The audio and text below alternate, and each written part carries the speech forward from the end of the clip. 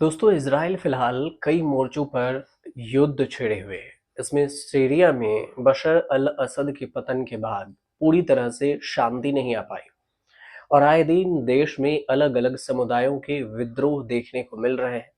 और इसी कड़ी में हाल ही में ड्रूज समुदाय के सबसे ज़्यादा आबादी वाले इलाके स्वेदा में ऐसी सांप्रदायिक हिंसा भड़की कि 100 लोगों की इसमें जान चली गई और ये सरकार समर्थक बेदुइन कम्युनिटी के साथ लड़ रहे थे और ये मामला काफी भड़क गया।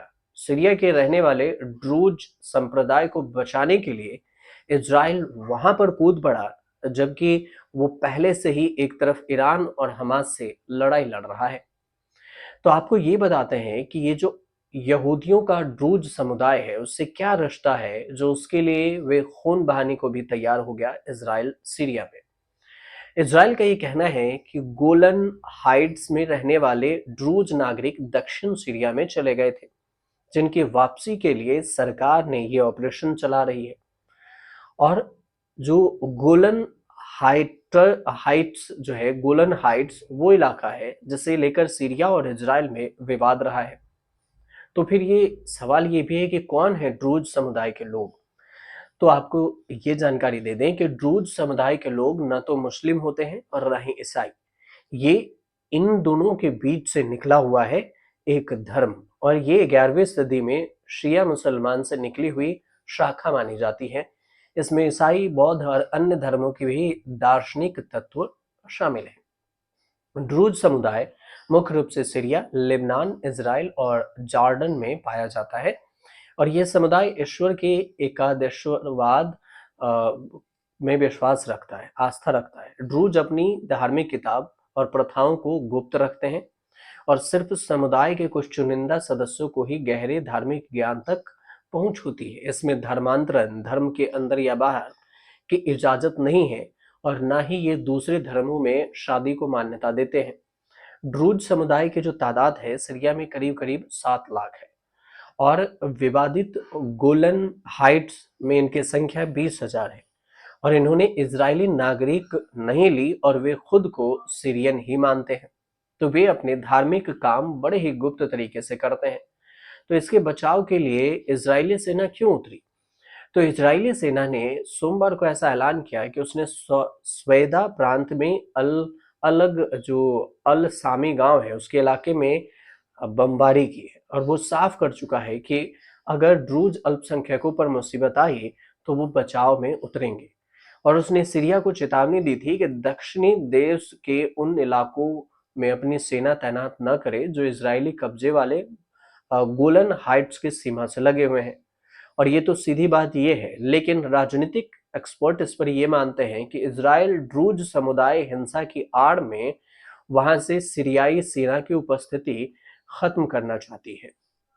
अब इसमें बात ये भी हुआ कि 300 मौत के बाद बॉर्डर पर बवाल हो गया और इजराइल से सीरिया में घुसे 1000 ड्रूज नागरिक दमिश्क की ओर भी घुसपैठ कर बैठे थे। अब इस पर मामला ये हुआ कि सीरिया के स्वेदा शहर में ड्रूज समुदाय के तकरीबन 300 लोगों की मौत के बाद हालात बिगड़ गए।